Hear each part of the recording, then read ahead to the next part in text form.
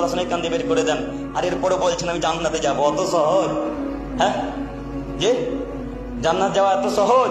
এই জন্য আল্লাহ রাসূল সাল্লাল্লাহু আলাইহি ওয়াসাল্লামকে যখন জিবরাইল আলাইহিস সালাম উপরে নিয়ে গেলেন, জিবরাইল আলাইহিস সালামকে উপরে, জিবরাইল আলাইহিস সালাম উপরে যখন মুহাম্মদ সাল্লাল্লাহু আলাইহি ওয়াসাল্লামকে নিয়ে গেলেন, তখন মুহাম্মদ সাল্লাল্লাহু আলাইহি ওয়াসাল্লাম বলছেন, মুহাম্মদ সাল্লাল্লাহু আলাইহি ওয়াসাল্লাম একবার দেখেন না এটা কি তৈরি করেছে আল্লাহ।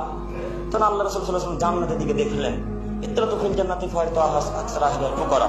যখন আল্লাহ নবী জান্নাতের দিকে দেখলেন, শুধু জান্নাতে গরিব মানুষ, যত গরিব মানুষ শুধু জান্নাতি, শুধু জান্নাতি, শুধু জান্নাতি, শুধু জান্নাতি। জান্নাত বলতে শুধু গরিব মানুষ, কয়েকটা ধনী। 100টার মধ্যে 99টা গরিব মানুষ জান্নাতি, একটা ধনী মানুষ। বলতে পারেন ধনীরা এত কেন জান্নাতি কম? বলতে পারেন ধনীরা এত কেন জান্নাতি কম? ধনী মানুষের টাকার পিছনে ছুটতে ছুটতে সলাতি ভুলে গেছে, তাই না? ধনী মানুষেরা টাকা ইনকাম করতে করতে নামাজ কি জিনিস তাই ভুলে গেছে, রুকুও জানে না, সিজদাও করতে জানে না। কথা বুঝাতে পারি না মানে। আবার ওই বলে আরে টাকা দিয়ে জান্নাত কিনবো। টাকা আমার বাপের সম্পত্তি নাকি? জান্নাত আমার বাপের সম্পত্তি যে টাকা দিয়ে জান্নাত কিনে নেবে? আল্লাহ নবী বলছেন, চাবুক দেখেছেন?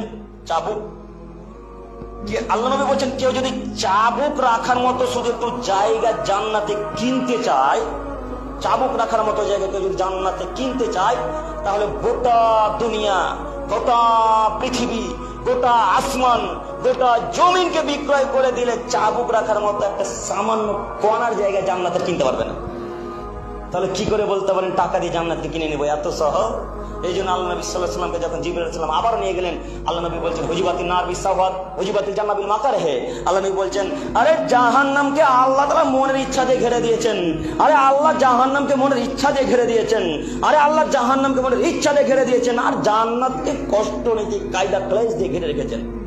বুখারী মুসলিম। কি দিয়ে বুঝাবো বলেন হাদিস? আমি কোনো বাক্য খুঁজে পাই না আপনাকে বুঝানোর জন্য, ক্ষমতা রাখি না, কি দিয়ে বুঝাবো? তার মানে জাহান্নাম ইচ্ছা করলে পাওয়া যায়, জান্নাত ইচ্ছা করলে পাওয়া যায় না। জান্নাত খুব কষ্ট করে পাওয়া যায়, ফজর রক্তে সলাত আদায় করে জান্নাত নিতে হয়, মদের মুখে লাথি মেরে জান্নাত কিনতে হয়, বীরের মুখে লাথি মেরে জান্নাত কিনতে হয়। এইগুলো সবের মুখে লাথি মারার পর জান্নাত হয়, তাই না? তাই আমি আপনাকে অনুরোধ করছি, যত ছেলে এখন পর্যন্ত বাগানে মদ পান করছে, এদের কারোর বাপ বেঁচে নেই, এদের কারোর মা বেঁচে নেই, এদের বংশে পুরুষ মানুষই নাই, সব হিজড়ার বংশ যারা মদ পান করে আছে। কেউ বলে না কেন আব্দুল করিম আমি পুরুষ? বলো দেখি তোমার বুকে কত ক্ষমতা আছে। শুধু বলো একবার যে আমি পুরুষ, আমি গাঁজা পান করছি এই বাগানে, আমি পুরুষ। বলো না একবার। আর তোমার বাপকে তো শতদিন বলেছি তোমার বাপ তো মানুষই নয়। তোমার বাপকে আগেও কতদিন বলেছি তোমার বাপকে বিবাহ করা উচিত হয়নি গো। তোমার বাপের বিবাহ করা উচিত হয়নি। বাপ মানে ক্ষমতা গো, ক্ষমতা। বাপ মানে ক্ষমতা। চোখ যেদিকে ঘুরবে ছেলে মেয়ে বাচ্চা সেদিকে ঘুরবে, তো বাপ বোঝা। বেটা তো কথাই শুনে না, তো কেমন বেটা গো যে বাপের কথা শুনে না? বেটা বেটার কথা না শুনছে বাড়ি থেকে তাড়িয়ে দেন। আল্লাহ রসুলের পথ দিয়ে গেছেন, আল্লাহ রসুলের পথ দিয়ে গেছেন। বাপ, আল্লাহ নবী বলছেন যদি সালাত আদায় না করে তাহলে তাকে বুঝাও, তারপরে সালাত না আদায় করে তো বিছানা আলাদা করে দাও, আলাদা ঘর করে দাও।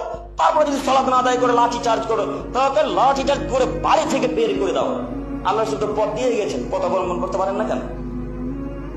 সম্মানিত তিনি ভাই, পরিশেষে হে প্রভু দয়াময় তুমি আমাদের সকলকে কিয়ামত সম্পর্কে বোঝার তৌফিক দান করো। সকলে বলি আমিন।